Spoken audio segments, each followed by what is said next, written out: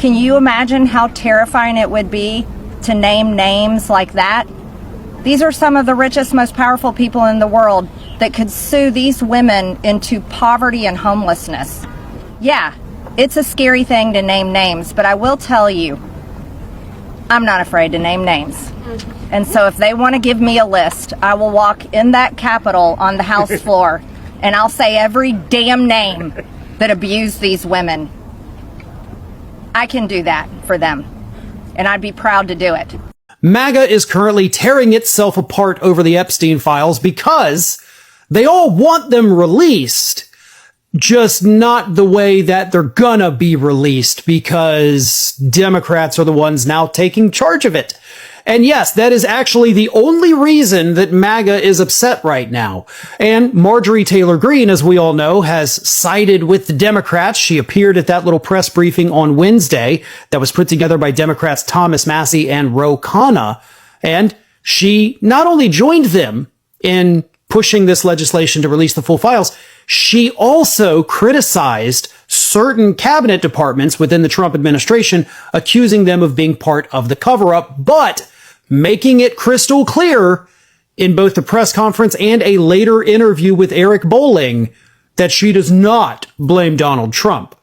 Nevertheless, MAGA now wants her expelled from Congress for joining with the Democrats to do what MAGA already wants done, which is the most insane thing I've ever heard.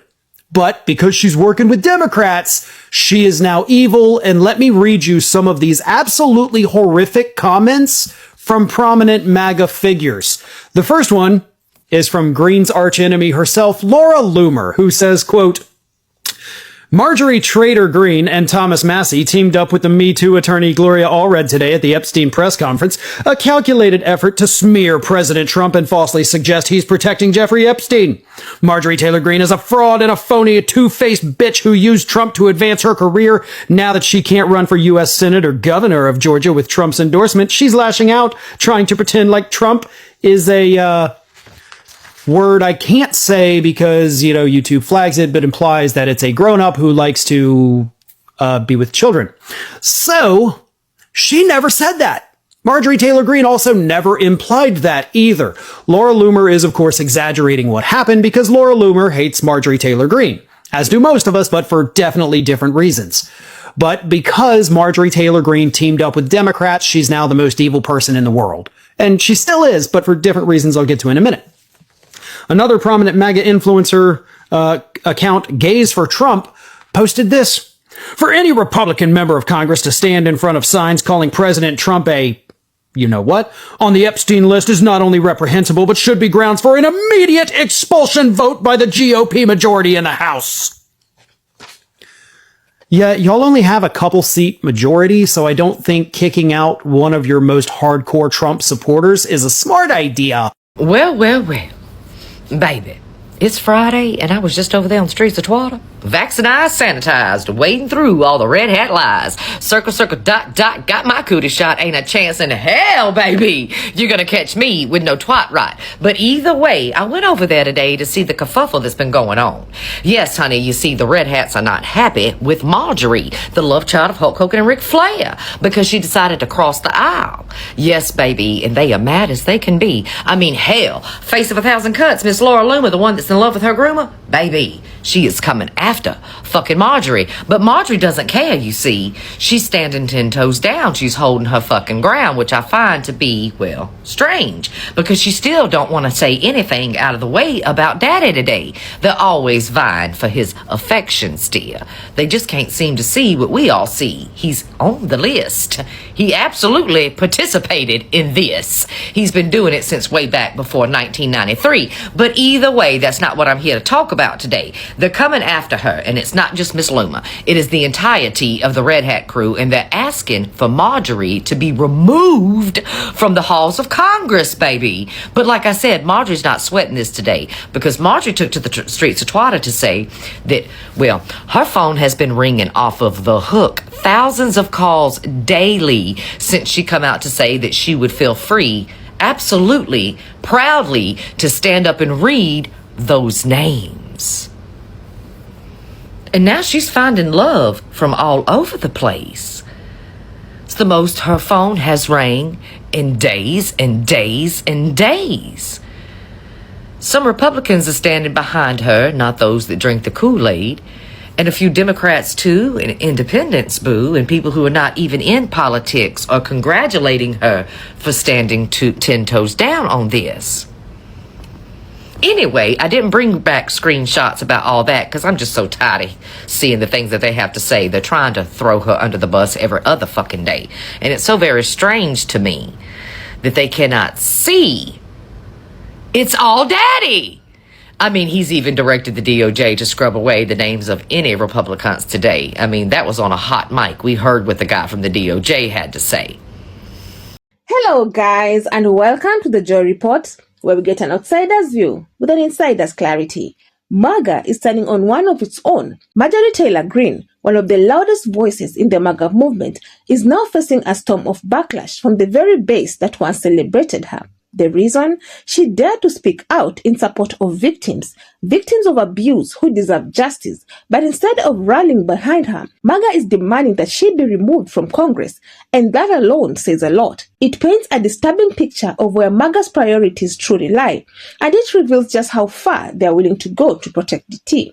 Before we proceed, all credit goes to the creators of these videos. Let me roll a few more clips and I'll come back with more commentary. Check this out. Marjorie Taylor Greene just completely exposed Donald Trump's Epstein cover-up, and she called him out for calling it a hoax. That's really a sentence I never thought I'd ever say about Marjorie Taylor Greene, but in a new interview today, she said she got a lot of pushback and phone call after phone call from the White House last night trying to discourage her from signing on to the Epstein discharge petition to try to get the files released. She also ripped into the White House for calling the petition a hostile act toward them, calling the official who said it a coward. So just think about what Marjorie Taylor Greene just said right there. The White House is calling members, begging them to not release these files. They're saying it'd be considered a hostile act to the White House. They are actively covering up and protecting one of the worst criminals in modern American history. And here's more. She accused them of hating Representative Thomas Massie, a Republican who helped set up the press conference, more than any Democrat, and said they don't want to work with Democrats at all. She also told Trump to invite the Epstein survivors to the Oval Office so he can be a champion for them on this issue. Does she not know that Donald Trump has been slamming these people, covering up for Epstein, was Epstein's best friend? I mean, give me a break. He's never going to be a champion on this issue. She also said she disagrees with Trump calling it a hoax. But she just confirmed live on air that the White House is actively trying to get Republicans to not release the files. I mean, that is damning. At first glance, it might seem shocking. After all, Greene has been one of the T's most loyal defenders, echoing his talking points and carrying his banner in Congress. But the moment she stepped slightly outside the lines, choosing to stand with victims instead of blindly protecting the MAGA narrative, suddenly she became a traitor. The reaction exposes something that critics have long argued. MAGA is less about morality, justice, or protecting children, and more about absolute loyalty to the T, no matter the cost. Think about the hypocrisy here. For years, MAGA leaders and influencers have pushed the idea that they are the party of family values and the protectors of children. They rallied around slogans like Save the Children and positioned themselves as defenders against grooming, trafficking, and exploitation. Yet when one of their own breaks ranks to stand with actual victims, they turn on her. The message is clear. MAGA's so-called concern for children was never about genuine protection. It was political theater. And their real allegiance is not to victims but to DT. This moment should raise red flags for anyone still believing that MAGA represents morality, because if the base is not comfortable with pushing Greene out simply because she stood with victims, what does that say? It says that in their eyes, abuse is tolerable so long as it doesn't interfere with their loyalty to the team. It says that justice doesn't matter if it threatens their leader. It says MAGA is willing to look the other way on one of the worst possible crimes as long as their political cult stays intact. Greene's fall from MAGA's grace is also a warning to others in the Republican Party. This isn't just about her. It's about the dangerous culture of obedience that the T has built. Anyone who dares to show even a shred of independence, anyone who dares to put principle above personality, becomes an enemy overnight. And MAGA doesn't criticize, they demand removal, silencing, and distraction. This creates a chilling effect where lawmakers are pressured to follow DT blindly, even when doing so contradicts morality, justice, or basic human decency. What's even more disturbing is how normalized this behavior has become. For decades, politics has been filled with disagreements, compromises, and debates, but in the MAGA world, none of that matters. The only thing that matters is unwavering loyalty to DT. The fact that defending victims could spark outrage within the movement shows how broken things have become. In normal political environment, standing with victims would be a no-brainer. In MAGA world, it's a betrayal. This entire episode also pulls back the curtain on MAGA's use of outrage politics.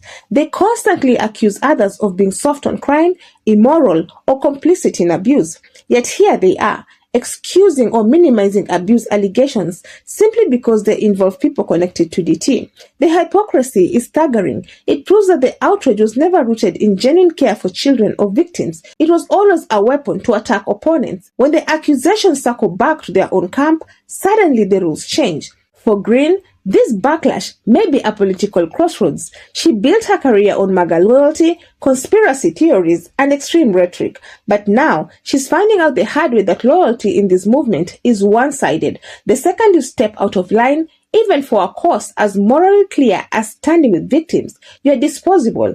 If MAGA is willing to turn on Greene, one of their most loyal soldiers, what does that mean for the rest of the Republican Party? The bigger question, though, is what it says about the movement itself. If MAGA is willing to overlook something as serious as abuse for the sake of protecting DT, why does the line get drawn? What won't they excuse? This kind of blind loyalty is dangerous, not just for the Republican Party, but for democracy itself, because a political movement that excuses abuse in the name of loyalty is a movement that has lost all moral credibility. At the end of the day, this isn't just about Greene, it's about what MAGA has become. A movement that once claimed to fight for justice, morality, and the protection of children has now exposed itself as something else entirely, a cult of personality where nothing matters except defending DT. And the cost of that loyalty is staggering. It seems victims are silenced, it means abusers are shielded, and it means justice is sacrificed on the altar of political power. So when MAGA demands that Greene be removed from Congress for siding with victims, the world should pay attention because it says a lot. It says a whole lot. It says that for MAGA, morality is negotiable, justice is optional, and loyalty to DT is absolute. And if that's the case, then this isn't a political movement after all. It's a dangerous cult that values power over people and silence over truth. So what do you all think? Do you think MAGA's loyalty to DT has gone too far? And do you think this moment will wake people up to what MAGA truly stands for? Or will they keep looking the other way? Let me know your thoughts down in the comment section. I would love to keep this discussion going. Otherwise, that's it from me. I also have a FAFO playlist, and if you enjoy such kind of content, please click up here and enjoy. Also, consider subscribing, liking and sharing because it helps me grow my channel and helps YouTube recommend this video to a wider audience. But for now, thank you so much for watching, and until the next time, the Joy Reports out.